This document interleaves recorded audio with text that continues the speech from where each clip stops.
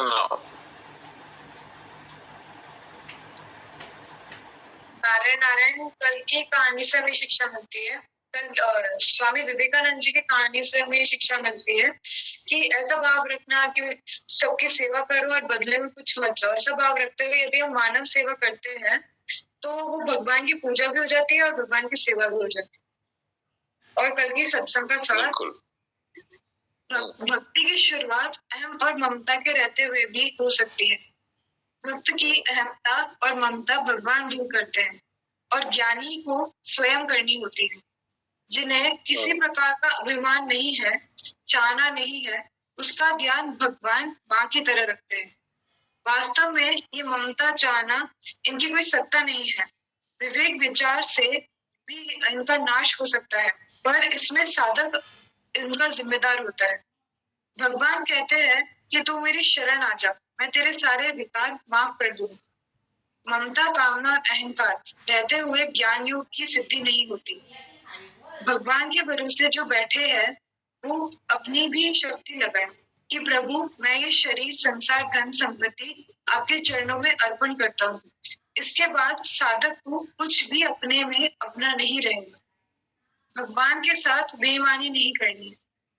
फिर इसके बाद साधक में एक ही भाव रह जाएगा कि मेरा कुछ नहीं, मुझे कुछ नहीं चाहिए और मैं कुछ नहीं। केवल शब्दों से ममता नहीं छूटती। जब तक खुद बने रहेंगे तब तक आत्म तत्व की प्राप्ति नहीं होगी। मैं शरीर हूँ, ये अविचार है, और ये शरीर है, इससे मेरा कोई संबंध नहीं, ये विचार है। एक बार शरीर से संबंध तोड़ने पर पूरे संसार से संबंध टूट जाता है। शरीर तो लोग यहाँ पर जला देंगे, पर मैं तो सदा के लिए रहूंगा।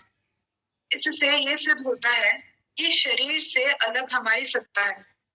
जैसे नींद में शरीर बेहोश जैसे पड़ा रहता है, पर सुबह उठने के बाद जो ये बोलता है कि आज गहरी नींद आई, इसका अनुभव किसने किया है? नहीं किया।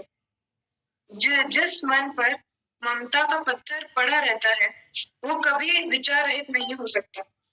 विचार रहित होने के लिए मेरा है ये मन, ये मूल बात को छोड़ना होगा। संसार में होने वाली क्रिया से यदि आपको कोई फर्क नहीं पड़ता तो ये मन भी तो संसार का है। इसमें आने वाले विचारों से भी आपको कोई फर्क नहीं पड़ना चाहिए। जब तक आप मन में आने वाली ममता को नहीं छोड़ेंगे तब तक ये विचार आपको परेशान करते रहेंगे। ममता छोड़ने पर, अपने मन को समर्पण करने पर सब कुछ सहज हो जाता है। तो तब किसी प्रकार का चिंतन नहीं आएगा, तो निर्विकारता स्वयं आ जाएगी। सब में मैं हूँ, मेरे में सब है, बस यही अनन्यता है। नारायण नारायण नारायण। बहुत अच्छा, बहुत बढ़िया सार सुनाया।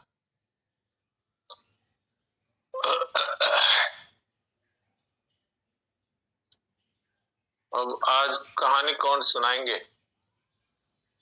राम नारायण जी या सोन जी या और कोई?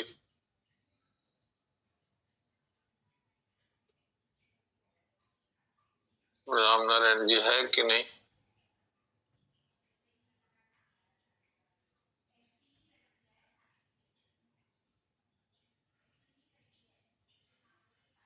लगता है आज राम नारायण जी नहीं। अच्छा है, ठीक है, सुनाइए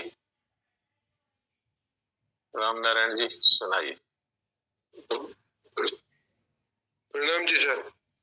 प्रणाम।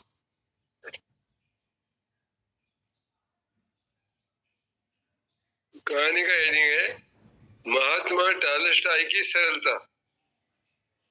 हाँ। महात्मा टॉलस्टॉय एक बार बहुत साधारण से कपड़े पहनकर स्टेशन के प्लेटफार्म पर घूम रहे थे।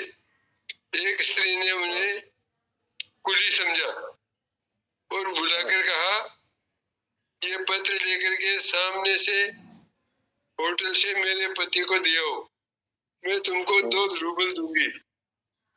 टॉलस्टॉय ने पत्र पहुंचा दिया और उन्होंने 2 रूबल दे दिए कि उनका एक मित्र आ गया। उसी समय उनका एक मित्र आ गया और उसने उसने काउंट महात्मा कह करके उनका अभिवादन किया। यह सुन करके हाँ, उस स्त्री ने बड़ा आश्चर्य हुआ और उसने उस व्यक्ति से पूछा कि ये कौन है। टालस्टॉय का परिचय प्राप्त कर वह महिला बेहद लज्जित हुई और उसने क्षमा मांगते हुए अपने रूबल वापस मांगे। इस पर टालस्टॉय हंसते हुए बोले, देवी जी क्षमा करना, ये परमात्मा का काम है। मैंने काम करके पैसे दिए हैं, अपनी मेहनत की कमाई आपको क्यों लौटाऊं।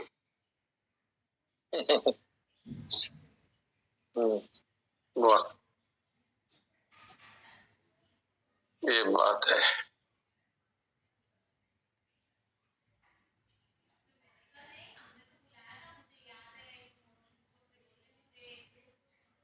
तो बड़े लोग होते हैं, वो छोटे काम भी करते हैं और फिर अपने आप को महसूस नहीं करते कि मैं छोटा हो गया, लेकिन वो मेहनत की कमाई थी, इसलिए उन्होंने कहा भाई मैंने मेहनत की है, ठीक है, बहुत अच्छा।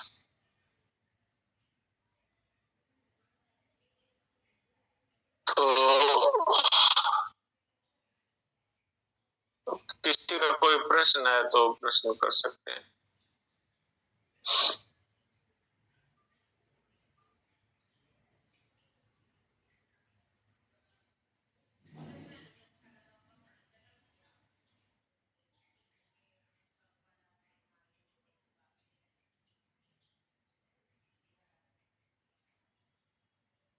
जब तक जीवन में हमारे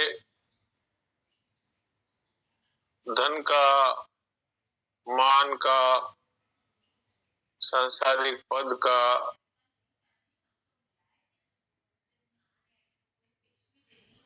लालच रहता है, महत्व रहता है, तब तक परमात्मा का महत्व है वो पक्का नहीं होता।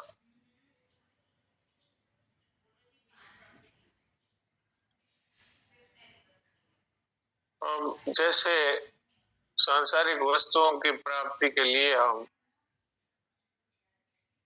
ललायित रहते हैं और उनका चिंतन भी करते रहते हैं।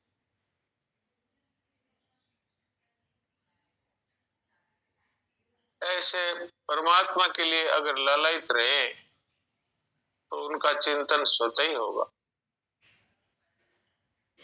और संसारिक वस्तुओं के लिए, पद के लिए, मान बढ़ाई के लिए हम बेचैन रहते हैं। अगर ऐसे ही हम परमात्मा के लिए बेचैन हो जाएं तो परमात्मा मिल जाए, क्योंकि ये वस्तुएं तो हमारी इच्छा के अधीन नहीं है, वो परमात्मा है, उनका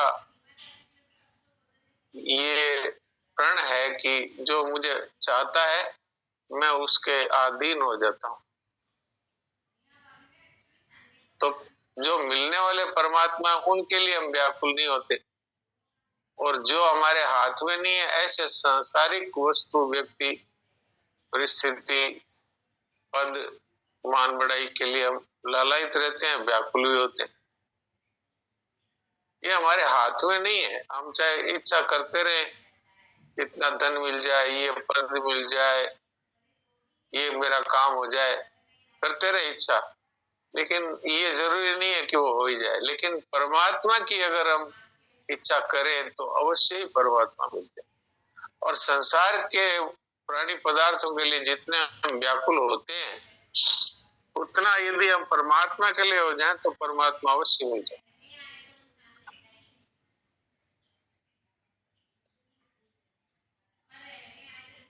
ये बहुत ही एक विशेष बात है।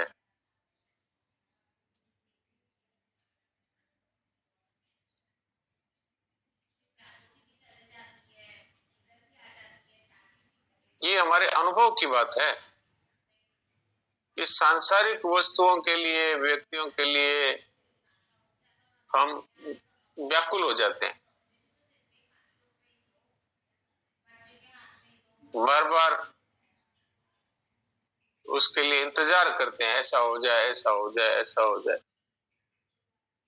अगर ऐसी व्याकुलता परमात्मा के लिए हो जाए तो परमात्मा मिल जाए। संसार तो आवश्यक नहीं है कि हमारी व्याकुलता से मिल जाए, वो तो प्रारब्ध में होगा तो मिलेगा, नहीं तो नहीं मिलेगा। पर भगवान है वो प्रारब्ध के अधीन नहीं है, वो तो प्रेम के अधीन है। अगर उनके लिए हम व्याकुल हों तो वो अवश्य मिलते हैं। ये बहुत ही एक गंभीर बात है, इस पर अगर हम विचार करें तो बहुत लाभ हो सकता है।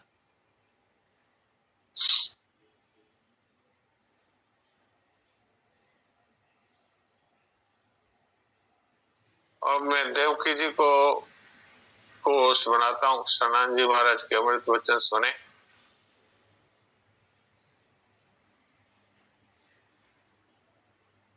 हाँ देवकी जी सुना दीजिए कुछ।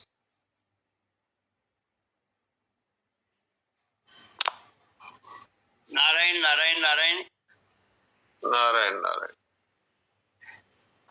बात चल रही थी कि विचार किया नहीं जाता,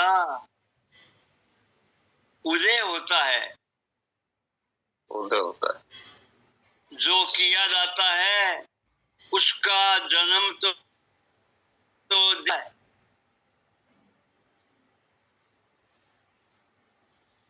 लगता है आपका नेटवर्क चला गया।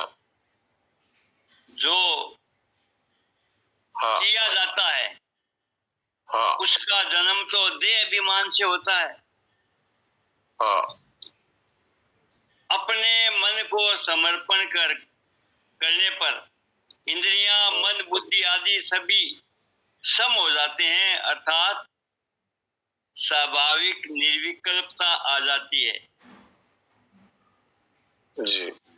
इसके पश्चात विचार स्वयं उदय होता है, जो सब प्रकार के अभिमानों का अंत कर परम तत्व से अभिन्न कर देता है। यहाँ पर जो समर्पण की बात है ये समझने की है।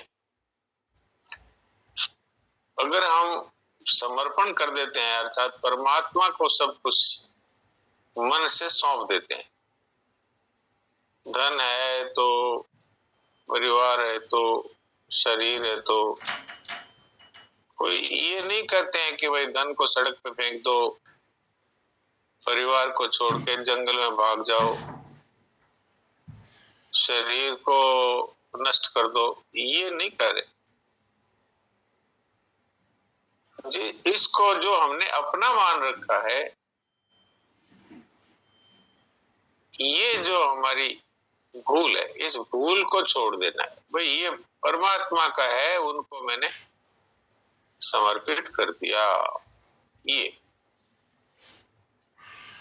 मन से समर्पण करना है। ये प्रभु, ये जो कुछ मैंने आज तक मेरा मान रखा था ये अब आपका, ये था तो पहले से आपका ही, मैंने इसको अपना मान लिया था। तो जैसे ही हम अपना तन मन धन परमात्मा को समर्पित कर देते हैं तो ये शुद्ध हो जाता है।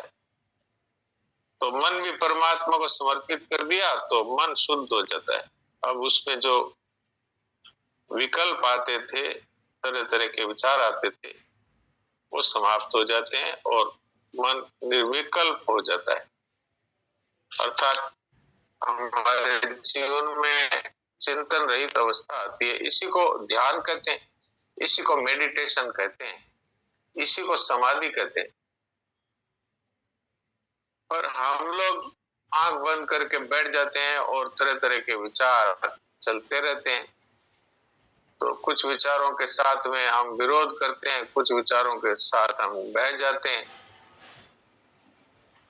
तो ये जो हमारी स्थिति है ये हमें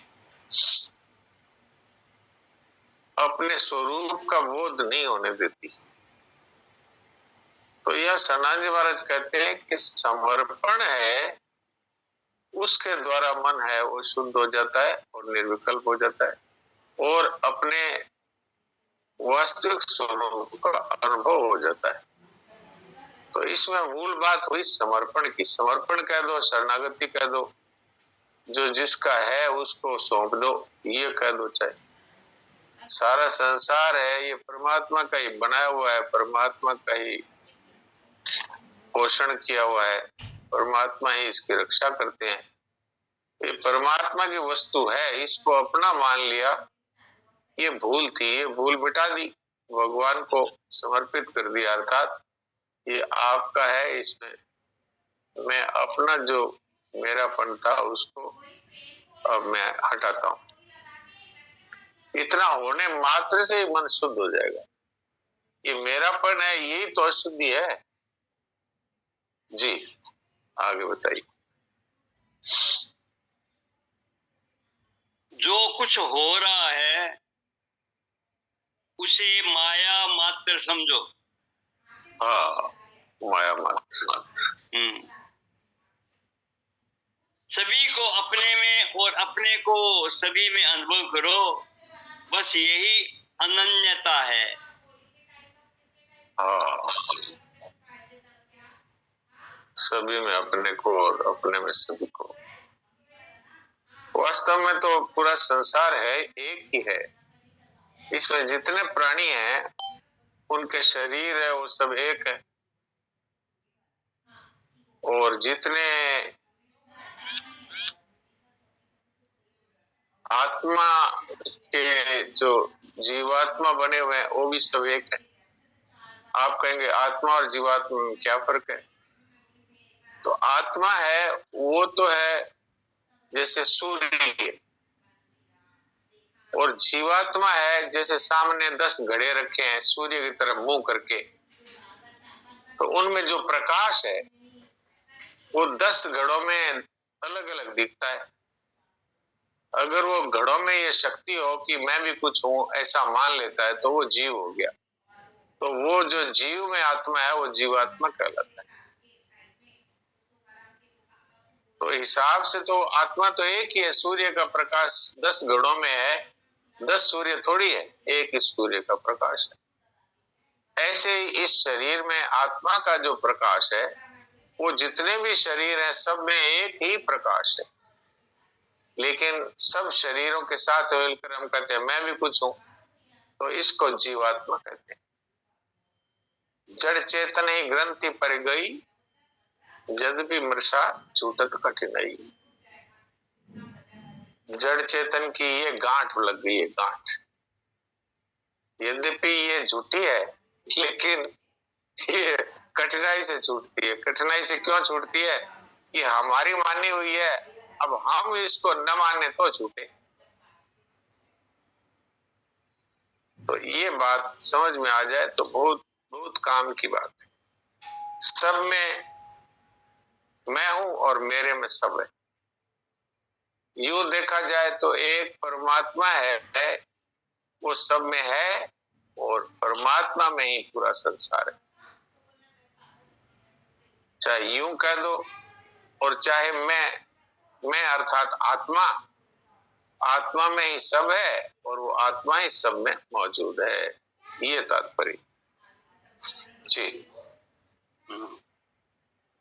जो कुछ हो रहा है उसे माया मात्र समझो, सभी को अपने में और अपने को सभी में अनुभव करो, बस यही अनन्यता है। ये जो प्रतीत होता है उसकी प्राप्ति कदापि नहीं होती, उससे विमुख होने पर ही अपने में अपने प्रियतम का अनुभव होता है। ये देखिए बात इन्होंने कही है, जो प्रतीत होता है वो वास्तव में माया मात्र ही है। प्रतीत होता है मतलब जो देखिए सुनिए गुनिए मनमाए, ये है जो प्रतीत हो रहा है। वो दिख रहा है लेकिन वो मिलता नहीं, क्योंकि वो तो प्रति क्षण नष्ट हो रहा है। इसको फिर पढ़ दीजिए, जो प्रतीत होता है।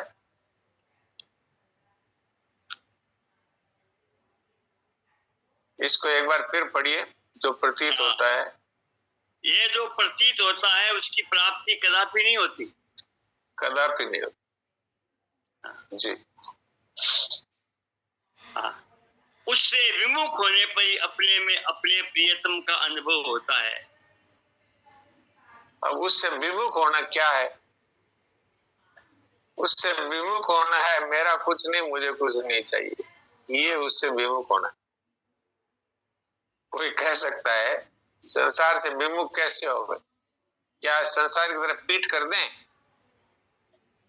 तो वास्तव में इसका अर्थ है,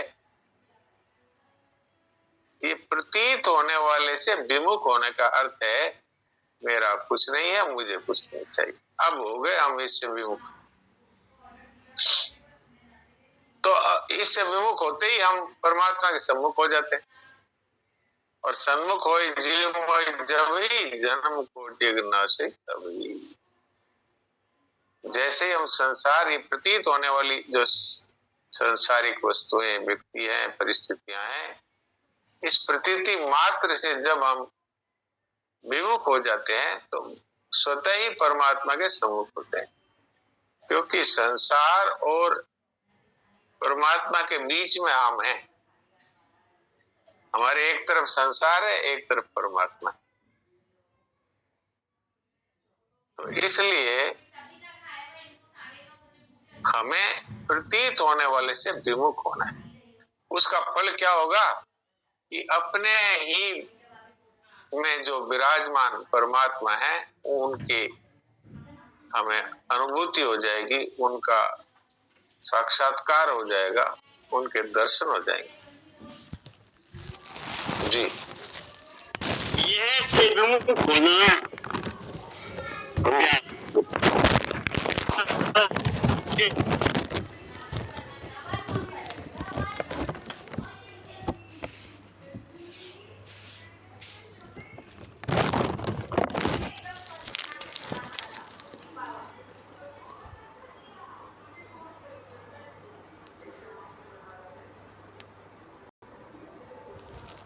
मुझे कुछ नहीं चाहिए, मुझे कुछ नहीं चाहिए, मुझे कुछ नहीं चाहिए, ऐसे अभ्यास करने की जरूरत नहीं। इस तो विवेक पूर्वक ये स्वीकार करना है कि ये तो भाग रहा है प्रतीक्षण मौत की तरफ पूरा संसार। अब इसको मेरा मानना है तो मूर्खता है, और इसकी चाहना करना मूर्खता है। संतों के वचनों में आया है, कहा परदेसी से प्रीत जाओ तो बार न लाओ। परदेसी से प्रीत करने से क्या फायदा, वो तो अभी चला जाए। ऐसे पूरा संसार है, ये परदेसी है, ये जा रहा है बस। तो जो जा रहा है उसके पीछे दौड़ना बंद कर दे। तो ये तरीका है परमात्मा के सम्मुख होने का। तो ये बात हमें समझ लेनी चाहिए। हमें वो छोड़ने के लिए नहीं कहा जा रहा है कि जो हमारा है वो तो हमसे कभी अलग होगा ही नहीं, उसको छोड़ सकते ही। वो है परमात्मा, वो है आत्मा, और ये संसार है, ये पूरा का पूरा नष्ट होने वाला है। तो क्या करें, इसको क्या फेंक दें, सड़क पे फेंक दें, रुपयों को, परिवार को छोड़ के भाग जाएं, इस शरीर को आत्महत्या कर लें? नहीं नहीं, ये बात। इसको छोड़ने का अर्थ है इसको मेरा नहीं मानो, इसके द्वारा सेवा कर दो, व्यक्तियों की सेवा कर दो और वस्तुओं का सदुपयोग कर दो। अपने कर्तव्य का पालन करते रहो बिना बदले में कुछ चाहे। अब जैसे संसार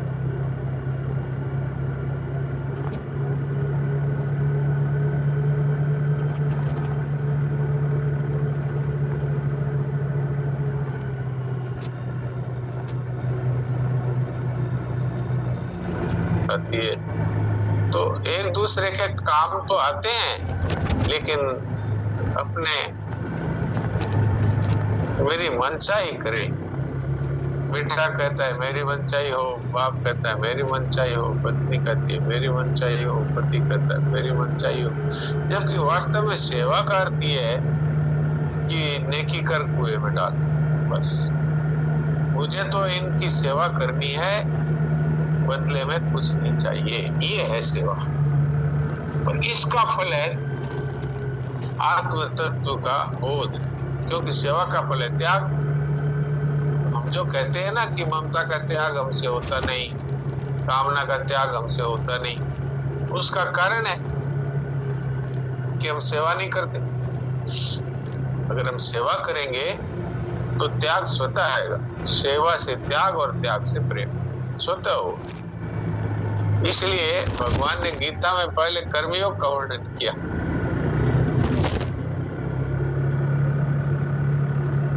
और फिर ज्ञान योग का वर्णन किया, फिर भक्ति योग का वर्णन किया, और फिर ज्ञान योग का वर्णन किया। सबसे पहले सेवा।